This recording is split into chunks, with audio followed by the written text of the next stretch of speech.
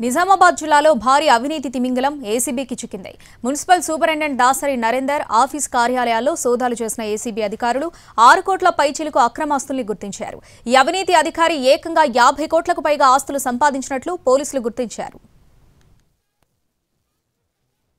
ఇంట్లో గుట్టలుగా నోట్ల కట్టలు, కిలోల కొద్దీ బంగారు నగలు, ఇక బ్యాంక్ అకౌంట్లలో కోట్లలోనే బ్యాంకు బ్యాలెన్సులు. ఇదంతా ఓ రెవెన్యూ అధికారి అవినీతి బాగోతం. అవినీతి నిరోధక శాఖ అధికారుల వలకు ఈ భారీ అవినీతి తిమింగలం చిక్కింది. నిజామాబాద్ మున్సిపల్ సూపరింటెండెంట్గా ఉన్న దాసరి నరేందర్పై వచ్చిన అవినీతి ఆరోపణల మేరకు ఆయన నివాసంపై ఏసీబీ అధికారులు దాడులు నిర్వహించారు. అధికారులు నిర్వహించిన ఈ తనిఖీల్లో అధికారుల కళ్లు బైర్లు కమ్మేలా సొత్తు బయటపడింది.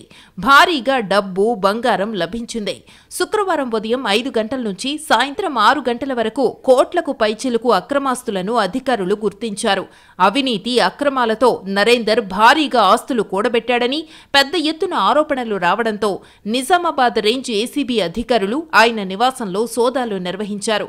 ఇంటితో పాటు మున్సిపల్ కార్పొరేషన్ కార్యాలయం, కోటగల్లి, నిర్మల్లోని నరేందర్కు సంబంధించిన బంధువుల ఇళ్లల్లోనూ ఏకకాలంలో దాడులు నిర్వహించారు. నరేందర్ ఇంట్లో ఏకంగా 2,93,81,000 రూపాయల డబ్బుల కట్టలు బయటపడ్డాయి.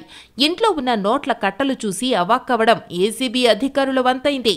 ఆ నోట్ల కట్టలను లెక్కించేందుకు ప్రత్యేకంగా క్యాష్ కౌంటింగ్ మిషన్లు తీసుకొచ్చారు. అలాగే నరేందర్, అతని భార్య, తల్లి బ్యాంకు ఖాతాల్లో అక్షరాల్లా 1,10,00,000 రూపాయలున్నట్టు అధికారులు గుర్తించారు.